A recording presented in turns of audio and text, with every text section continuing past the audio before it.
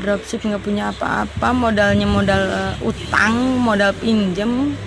Sampai pada akhirnya sekarang aku punya toko sendiri, aku punya 3 karyawan. Sekarang alhamdulillah omset bulanan aku udah sampai ratusan juta guys, alhamdulillah. Kenalin, aku Vera Septiara, aku owner dari Vera Shop. Kali ini aku mau berbagi sama kalian, berbagi tentang pengalaman aku, berbagi tentang apa yang aku alami sampai aku bisa punya toko seperti sekarang ini.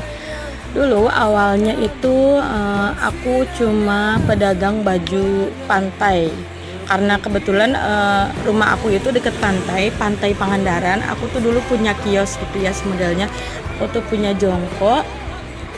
Di situ aku jualan baju pantai, tapi lama-lama penjualannya itu semakin berkurang karena wisatawannya juga semakin berkurang waktu itu.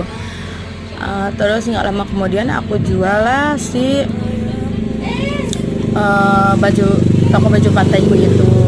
Sementara suamiku itu cuma kerja di hotel yang gaji per bulannya itu hanya 600.000 aja, itu tanpa dikasih makan. Ya tuh bener-bener 600.000 itu kotor ya guys, belum untuk setiap harinya dia beli makan, terus untuk dia beli bensin juga itu belum kehitung gitu. Jadi kebayangkan sisanya cuma berapa. Nah waktu itu kebetulan aku hamil anak pertamaku dan aku bingung nih, masih belum punya kerjaan waktu itu. Sementara suamiku cuma gajinya 600.000 ya, bukan lagi, mohon maaf banget, bukan lagi merendahkan uang segitu, tapi memang untuk saat ini nominal 600.000 itu sangat-sangat nggak cukup banget gitu loh buat kehidupan sehari-hari.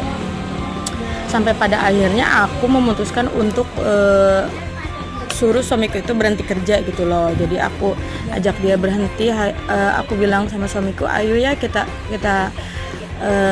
buka usaha apa gitu. Sementara aku memang waktu itu nggak punya modal ya guys, karena hasil penjualan toko bajuku itu nggak dibeli, karena waktu itu memang susah, keadaannya kan sepi ya, jadi nggak ada yang mau bayar secara cash gitu kan. Jadi ada juga nanti ya bayarnya nyicil gitu, tapi ya daripada enggak kan, daripada maksudnya pada akhirnya nambruk gitu ya, lamun cok bahasa Sunda nama. Akhirnya aku jualan nggak apa-apa gitu. Terus sampai pada akhirnya suamiku keluar kerja, terus aku jualan ayam bakar guys. Aku pernah jualan ayam bakar tuh, jualan ayam bakar. Waktu itu aku di warung kecil, tuh rame tuh alhamdulillah tuh. Terus sama lama-lama kan makin banyak tuh pelanggannya. Ini aku putusin untuk pinjem uang ke bank untuk bangun warung yang lebih besar. Tapi dasar mungkin memang bukan milik aku ya guys.